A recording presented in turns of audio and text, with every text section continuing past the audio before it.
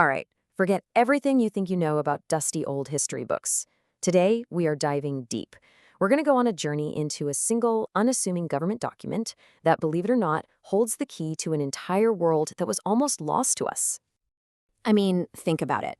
What if the most boring, bureaucratic, fill-in-the-blank government records you could possibly imagine, what if those were actually treasure troves, you know? What if they held the actual voices, the heartbreaks, the triumphs of people whose stories were nearly erased from history? Well, that is exactly what we're going to uncover today. Okay, so on the surface, a Civil War pension file seems pretty straightforward, right? It's all about military service. You get these official, kind of sterile-looking forms like the one you see on the left, just the facts. But then, tucked right inside that very same file, you find something like this beautiful, delicate marriage certificate on the right. And this is where the file really starts to come alive. And that's because these files are so much more than just military records. Historians have this amazing term for them: thick community archives. See, to get a pension, the government needed proof. And that meant getting sworn testimony from a whole network of people. We're talking wives, kids, neighbors, pastors. They all had to speak on the record under oath. And in doing so, they created this incredible, legally binding map of an entire community's life. So who's our guide on this journey? It's this file right here. It belonged to a man named William Burris, a soldier who served with the United States Colored Troops. His pension claim, and actually it's his widow Fanny's claim that's even more important, that is the key that's going to unlock this whole story for us.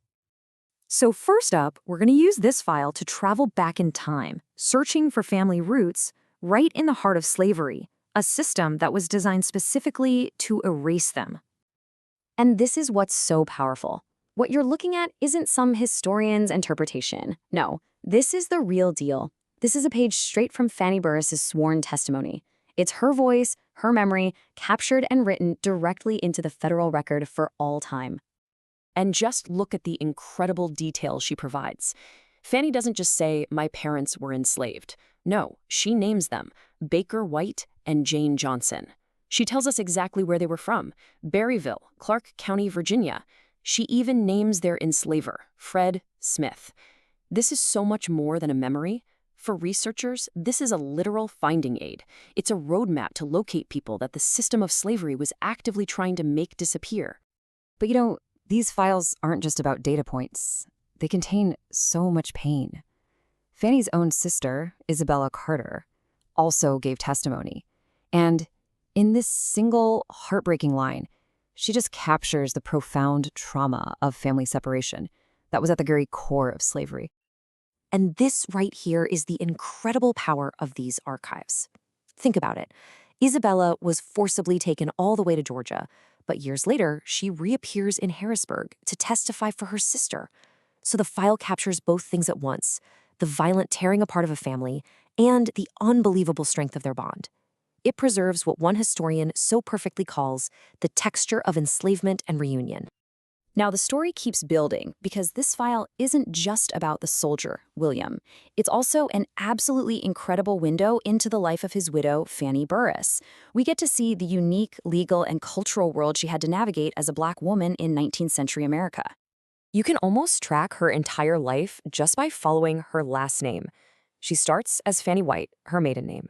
Then, for a time, she's known as Fanny Gordon, and finally she becomes Fanny Burris. Each one of those names tells a piece of her story about her identity, her relationships, and her status in a world where, let's be honest, the law was not built for her. And what's so cool is that her own testimony reveals her agency in all this. She says that even when her own father called her Gordon after her first partner, she insisted on using her maiden name, White. Think about that. That small detail, sworn under oath, it shows us the complex family politics around names, and, more importantly, it shows her asserting her own identity. So what's the deal with the name Gordon? Well, Fanny explains it. Her union with John Gordon was what's called a customary marriage. It even included the tradition of jumping the broom. Now, because enslaved people couldn't legally marry, Black communities created their own powerful customs to solemnize their unions. And to get her pension, Fanny had to literally explain this tradition to a federal examiner. She was translating a Black cultural truth into something the U.S. government would accept as legal proof. It's just this incredible moment where Black truth-telling meets federal law head-on. Okay, so up to now, you might be thinking this is a story about Virginia and Pennsylvania. But you gotta see this. This is where the whole thing just explodes beyond those borders and connects this one family to the entire nation. Yeah, because buried deep inside these pages is a clue. A clue that takes us thousands of miles away.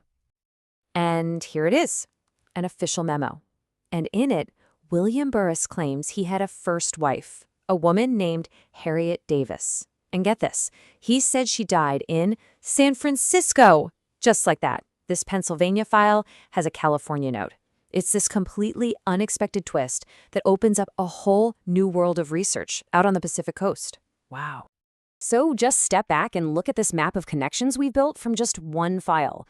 You've got Fanny testifying in Harrisburg, Pennsylvania. Her nephew, James Burroughs, chimes in with crucial testimony from Washington, D.C. to clear up a name mix-up. And then the memory of Harriet Davis stretches the family's story all the way to San Francisco, California. It's literally a continental archive, all inside a single manila folder. All right, for this last part, let's bring the story home. We're going to take it from paper back to a real physical place. We're going to map these names and these stories right onto the very streets where these people actually lived. So, how do we know when the family even got to Harrisburg? Well, Fanny tells us herself. In her testimony, she says she arrived just ahead of the Confederate Army in 1863. I mean, how incredible is that?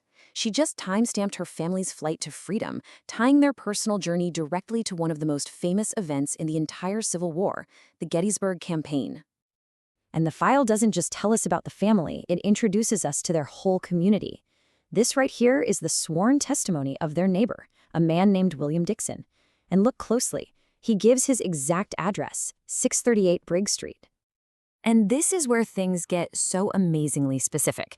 We know from other documents in the file that Fanny lived at 685 Briggs Street, and her witness, William Dixon, he lived just down the road at 638. So this pension file, it doesn't just give us names of people. It lets us map the actual street-level micro-network that made up the fabric of their everyday lives. We can practically walk down the street with them. And all of this leads to a really powerful conclusion. All this data, pulled from these old archives, it connects the paper trail directly to a physical place you can visit today. William Burris is buried in the historic Lincoln Cemetery in Harrisburg. And so the work of studying these files, it's not just some academic exercise. It literally fuels the real-world work of restoring these sacred grounds, which allows for what researchers call ethical remembrance. We're going from paper to a place and back to the person.